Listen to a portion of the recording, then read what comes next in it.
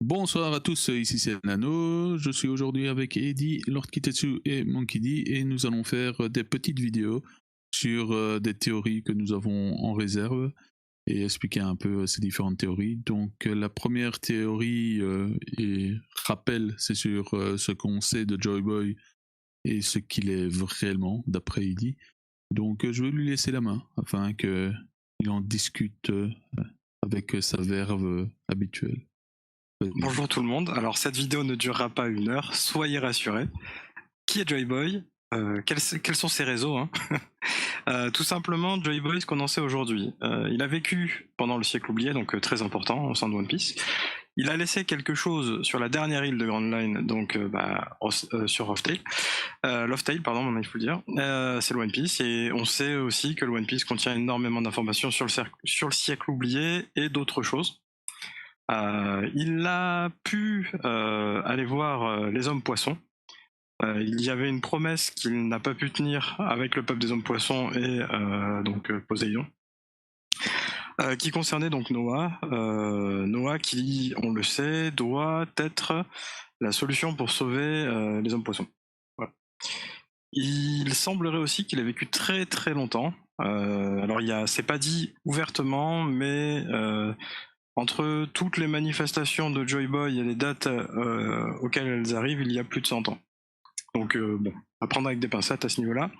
Et il est dit donc que Joy Boy reviendrait au bon moment. On rappelle, hein, tout ça s'est passé il y a 800-900 ans, c'est ça dans One Piece, si je dis pas de bêtises.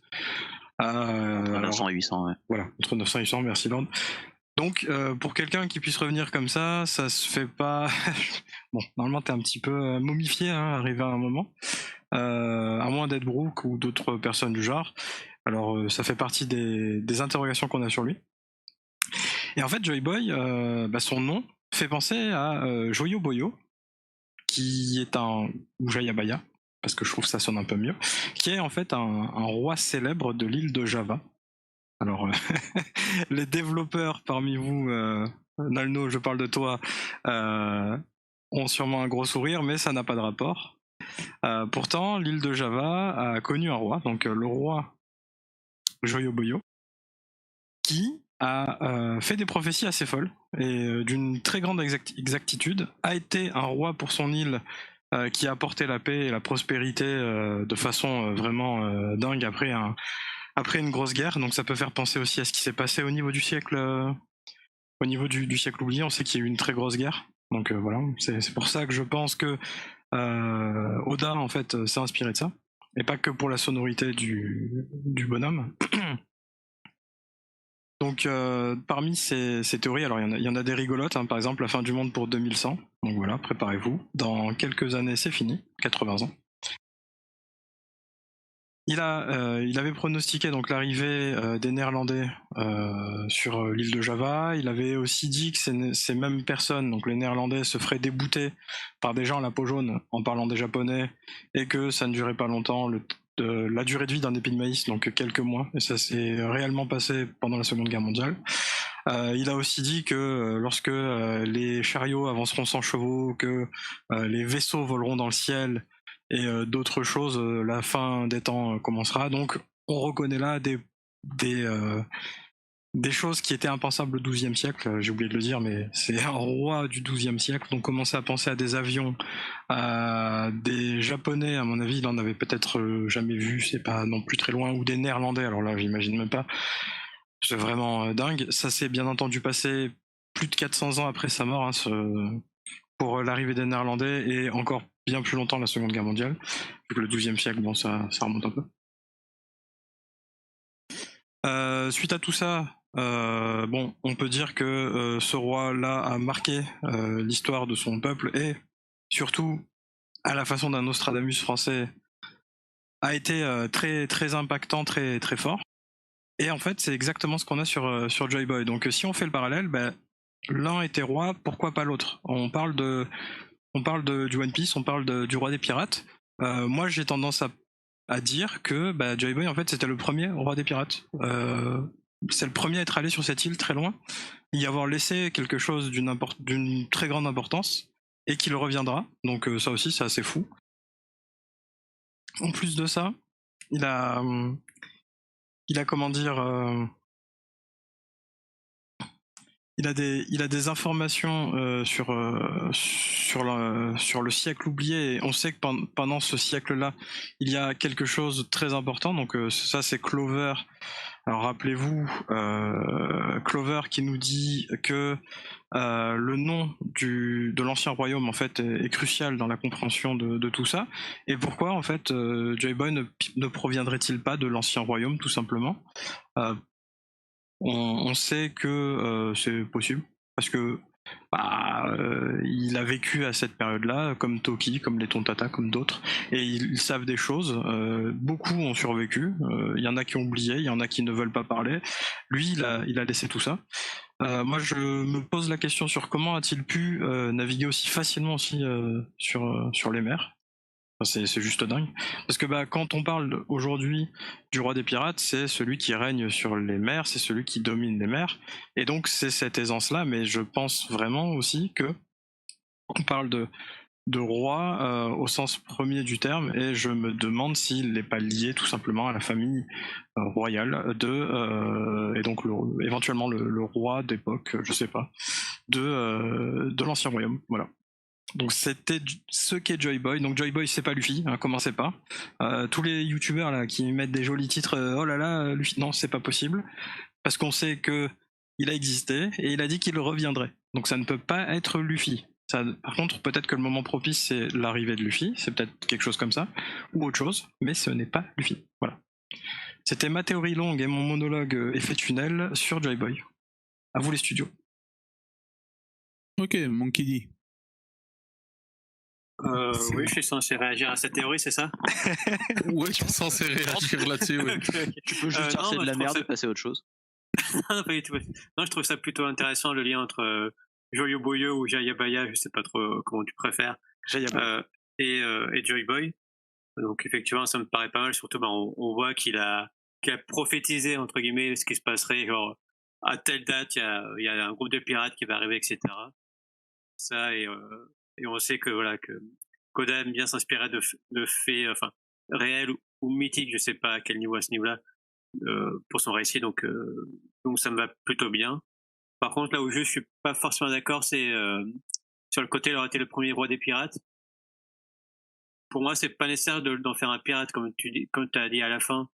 C'était sans doute le roi, une personnalité importante du royaume, le fameux royaume disparu dont parle Clover, qui était l'ennemi du gouvernement mondial.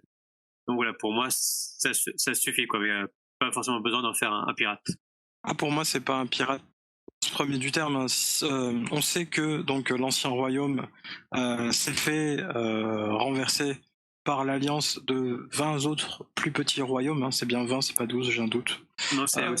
C'est 20, voilà. Donc, et donc ça a donné lieu à ce qu'on connaît aujourd'hui dans One Piece. De fait, si tu es en guerre avec les survivants, parce que pour moi en fait Noah c'est le bateau de ces gens-là qui ont fui, et les dés c'est les descendants en fait de l'ancien royaume, et c'est pour ça qu'ils sont détestés par exemple par des gens comme Dofla qui a une haine et qui a un respect pour les descendants, parce qu'il est lui-même, et pour la noblesse des Tenryubio. Pour moi tout ça c'est lié. Donc quand je dis que c'est le premier roi des pirates, c'est surtout le premier à avoir été poussé en quelque sorte à combattre le pouvoir en place, et avoir été un hors-la-loi en fait qui naviguait sur les mers. C'est dans ce sens-là. Il a été forcé, enfin si tu veux, il a été forcé contre son gré à une vie de piraterie ou quelque chose comme ça, mais il avait pas l'air d'être, enfin à la façon d'un Luffy, tu vois, il arrive sur un territoire, il fait copain avec le roi, il essaye de l'aider, voilà. Et c'est aussi, enfin, pour revenir sur ma théorie, j'ai un peu là à rajouter que pour moi, Noah, c'est son bateau en quelque sorte, ce genre de choses. Ça fait partie pour moi d'un tout. Et c'est pour ça qu'il va sur l'île des hommes poissons. C'est pas fait au hasard, je pense. Il avait un but, il voulait récupérer quelque chose. Je sais pas, mais voilà. Non, il voulait sûrement récupérer Poséidon, ou un truc du genre. Peut-être, oui. Peut-être que c'est en effet et une arme antique et son bien. Oui. Non, mais enfin, vraiment, moi je suis plutôt pour cette théorie du Joy Boy égale Jaya Baya, ça me paraît pas déconnant, la ressemblance des noms et le côté prophétique. Et pour son espérance de vie et son retour, que penses-tu? Ça, par contre, son espérance de vie, pas spécialement d'accord, après tout reste possible, hein. Mais de toute façon, on sait qu'il a vécu durant le siècle oublié, mais on ne sait pas à quel moment, ni quand est-ce qu'il est mort ou autre. Tu vois, ça se trouve, il est apparu au début, il est mort, la guerre contre l'Ancien Royaume et le futur gouvernement mondial c'est passé juste après sa mort, que sais-je, mais voilà, rien ne peut certifier qu'il a bien vécu 100 ans. Et son retour, tu n'y crois pas? Son retour autant que c'est lui, Joey Bug et Luffy, quoi. Genre son retour aujourd'hui, c'est ça que tu dis. Ah oui, tout à fait. Quand il dit qu'il reviendra lui-même au moment opportun, pour moi c'est littéral. C'est pas sa présence. À quel moment il dit ça? Enfin, j'ai pas.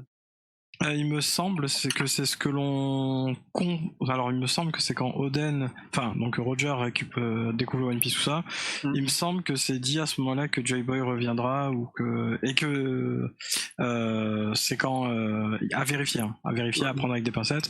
Il me semble que c'est ce que dit c'est là que Roger, tu sais, il dit j'aurais dû vivre 20 ans plus tard, un truc comme ça. Ouais.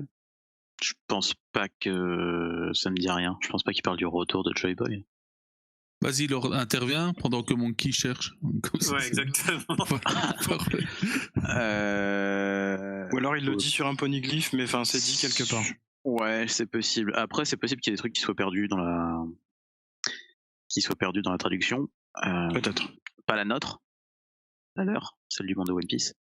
Parce que du coup, en 900 ans, il y a temps de changer, et peut-être que ce dont il parle comme retour, c'est pas nécessairement lui, c'est plus sa volonté. Ah, peut-être, ça expliquerait aussi le Gold Roger qui est en fait un Goldie, ça énerve Roger, le Loftail qui est le Roftail qui est un Loftail. Tout à fait, ça serait pas la première fois, ce serait pas aberrant, t'as raison. C'est d'ailleurs assez drôle et bien fait dans One Piece de faire ça. Là, de toute façon, là, le Clash Pit sur ça de Manga Plus, ils sont plus là et on a plus que des trades un peu pourris, donc oui. On attendra la parution. Le prochain tome je crois que c'est dans le prochain tome qu'on verra ça de One Piece. Il y a intérêt. Version BD. Faut pas couper ça. Donc, qu'est-ce que t'avais fini, Monkey? En fait, j'ai vu, comme les traductions n'étaient pas forcément terribles, c'est bon. On va pas se baser sur ça, on attendra la version française Glénat. Ok. Moi, ce que j'en pense, j'aime bien les similitudes entre le personnage réel ou mythique et Joy Boy. C'est en effet possible que ça ait été un roi ou une sorte de prophète de son ancien royaume, et que du coup il agisse en tant que Nostradamus pour prévenir tout le monde du danger. Je le vois bien disséminer les poneglyphes lui-même pour tenir les générations futures au courant. Parce qu'il sait que ça va se passer comme ça, mais personne ne le croit.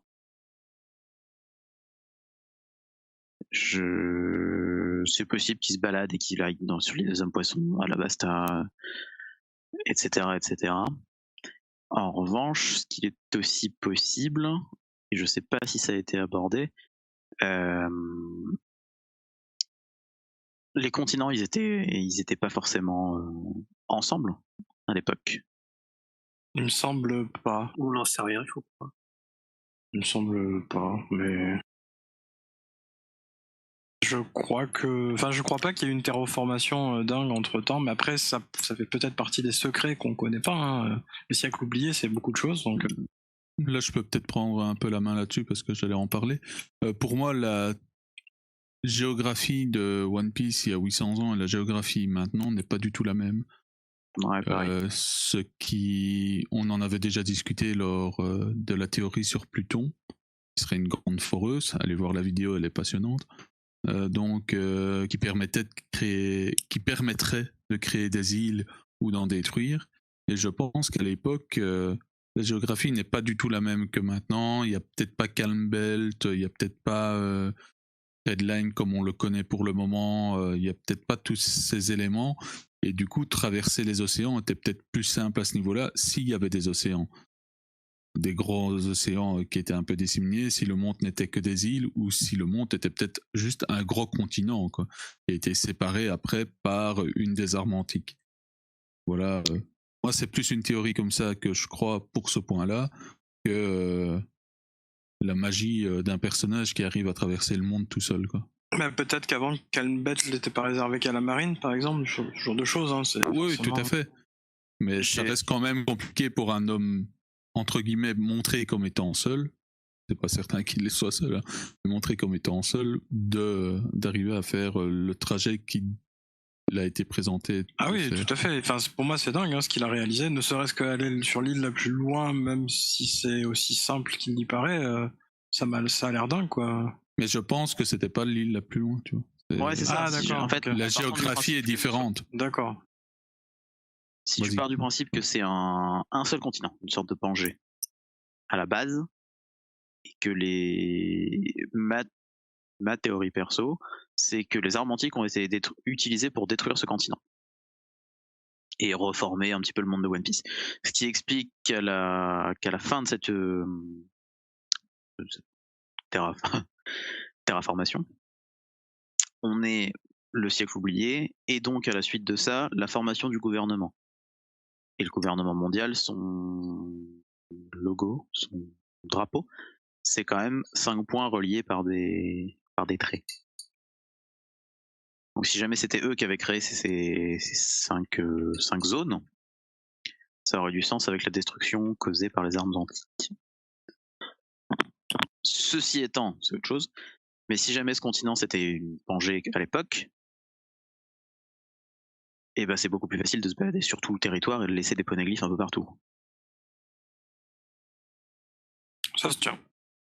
Moi, je suis plus pour cette théorie. Si jamais il voit le futur d'une façon ou d'une autre, il sait quelles îles vont se séparer où, il sait où laisser le One Piece, enfin le One Piece, il sait où laisser son message ou on sait pas, et il sait aussi où laisser les poneglyphes qui vont indiquer la localisation de Laugh Tale. Parce que le problème avec la théorie de la Pangée, c'est que si jamais il fait les poneglyphes, si jamais on part du principe que c'est lui qui a fait les Rio poneglyphes qui permettent de localiser le One Piece, oui, au moment où ça se sépare, ton truc il marche plus, quoi. C'est ça, sauf avec ce truc de prophète. Donc ça recoupe. Ouais, c'est vrai, ça donne un poids fou. En gros, il a tout préparé, ça a été le travail de toute sa vie. Ça me fait un peu penser à Fondation, pour ceux qui l'ont lu. Okay. Et pour ceux qui ne l'ont pas lu. Que les poneglyphes, c'est les habitants de Wano qui les ont fait. Donc il n'était pas seul, effectivement. Ouais. Oui, tout à fait. En plus. Voilà. Sinon, la théorie ça me tient. Ça me petite précision par rapport à ce que je disais. Effectivement, Laugh Tale, c'est pas l'île la plus loin, parce que l'île la plus loin, c'est Lodestar. C'est juste l'île cachée. Oui, pardon. On ne sait pas exactement à quelle distance elle est, où elle se trouve. Et puis la géographie de One Piece a un peu évolué aussi au cours du manga. Hein. Au début, il y avait 7 routes différentes. Mais il y a toujours 7 routes. Hein. Ouais, mais on se rend compte qu'ils repassent quand même tous par les mêmes points. Quoi. Bon moi, oui, ils repassent tous à Sabaody, mais ils partent tous de Rivers Mountain, 7 routes, et il y a un point commun, c'est Sabaody, l'île des Poissons, avant d'aller sur le Nouveau Monde. Mais ça n'a pas été retcon, ça. Ouais, mais j'ai envie de te dire, si tu cherches, ça veut dire que tu peux potentiellement essayer d'aller à Laugh Tale sans jamais croiser un seul poneglyph parce que manque de peau, t'as pas eu la bonne route. Luffy a quand même eu beaucoup de chattes, comme on dit dans le jargon. Mais mais vous confondez des trucs là. Laugh Tale, c'est pas une destination pour le. C'est pas une machine à sous le départ. C'est juste pour arriver au Nouveau Monde. Oui, mais ça n'a rien à voir avec Laugh Tale. Oui, d'accord. Okay, je vois ce que tu veux dire. Après, t'arrives à la dernière île qui est donc Lodestar. Et c'est là où tu sais que oui. Voilà, où tu apprends a priori certains trucs. Bon, on va clôturer cette parenthèse-là. Et je vais dire, moi sur Joy Boy, je sais pas s'il a dit qu'il reviendrait, mais supposons qu'il a dit qu'il reviendrait, quoi. Moi, je crois pas que c'est un homme, en fait. Mais bon, je suis spécialiste des théories à la con. Hein, donc, c'est Toki. Non, je pense pas que c'est Toki non plus, mais je pense que c'est plutôt une sorte de robot ou quelque chose comme ça. Enfin, je verrais bien que c'est un robot qui est à côté du One Piece à ce moment-là et qui doit être réactivé en soi avec certains éléments. Je m'en fous de savoir lesquels pour le moment. Bah, on a vu l'île sur laquelle est le One Piece et on a vu le coffre dans lequel il y a les infos. Hein. C'est pas con, c'est un robot. Et un robot, et ça expliquerait pourquoi il a vécu longtemps, pourquoi il pourrait dire qu'il reviendrait, parce que il suffirait qu'il a prévu que quelqu'un viendrait le réactiver au moment de Luffy. Disons que c'est un robot prédicateur, j'aime pas les gens qui prédisent les choses, mais bon, dans One Piece on n'est plus à ça près. Donc qui prédit ce qu'il y a, il prédit qu'il va se faire réactiver pour pouvoir accomplir sa tâche, qui est peut-être de rassembler les mondes et peut-être de rassembler les armes antiques pour pouvoir refaire le monde tel qu'il était lors du siècle oublié. Quoi. Oh, c'est trop bien. Et après, on relie ça avec la lune et les petits robots qu'il y a sur la lune. Et on relie ça avec Vegapunk qui serait un descendant de Joy Boy. Ou un descendant d'un des créateurs. Un descendant du créateur de Joy Boy, pardon. Du créateur de Joy Boy, quoi. Ça se tient totalement. Voilà. Oh, ce serait trop bien. Moi, c'est ma théorie là-dessus, quoi. Elle n'est pas basée sur beaucoup de choses, elle est basée sur beaucoup de feeling, mais je le sens comme ça. Ce serait trop bien parce que du coup ça fait économiser un paquet de temps, parce que du coup ça lie Vegapunk à la quête du One Piece et ça le met plus en tant que juste scientifique de la marine, avec des gros guillemets juste, mais ça le met directement dans la quête principale et ça fait revenir une mini-aventure qui est pas sans lien avec l'histoire principale, qui est celle d'Ener, qui se retrouve sur la Lune avec ses robots. Ouais, moi je trouve que ça se met bien. Après, ce sera probablement pas ça, mais je trouve que ça se met bien. C'est trop bien. Alors je rajouterai un dernier truc. Je gardais ça pour la fin. Alors c'est pas fou, mais c'est quand même assez sympa. Il faut savoir que la richesse et l'influence donc de ce grand homme qui est Jayabaya, Joyo comme vous voulez, dès le XIIe siècle est documenté en Chine par un certain Zhu. Voilà. Zhu, ça nous parle un petit peu dans One Piece? Oui, un tout petit peu. Un tout petit peu. Personne ne lui a jamais. J'adore comment t'attends la fin pour mentionner ça. Bah oui, c'est parce que genre personne a été voir l'éléphant et lui dit « Tu connais Joy Boy ?» Personne n'a posé la question. Mais c'est un éléphant, personne lui parle à part Luffy quand on des voix et puis Momonosuke qui est complètement PTSD. Bah oui, mais bon, c'est peut-être Joy Boy qui lui a dit « Vas-y, cours, avance, cours, Zou, cours !» Voilà. Il sait pas où, mais il court. Donc je vous la mets, je vous fais la petite passe là en profondeur à la fin et méditez là-dessus. Ok. D'autres choses à rajouter sur ces points-là? Pour moi, ce sera tout. Non. Ce sera tout pour moi aussi alors. Ok, parfait. Ben voilà qui clôture la théorie sur Joy Boy. Donc on en a bien discuté.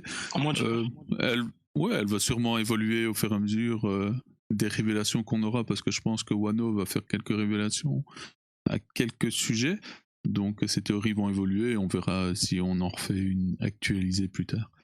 Passez tous une bonne journée et à la prochaine. Ciao.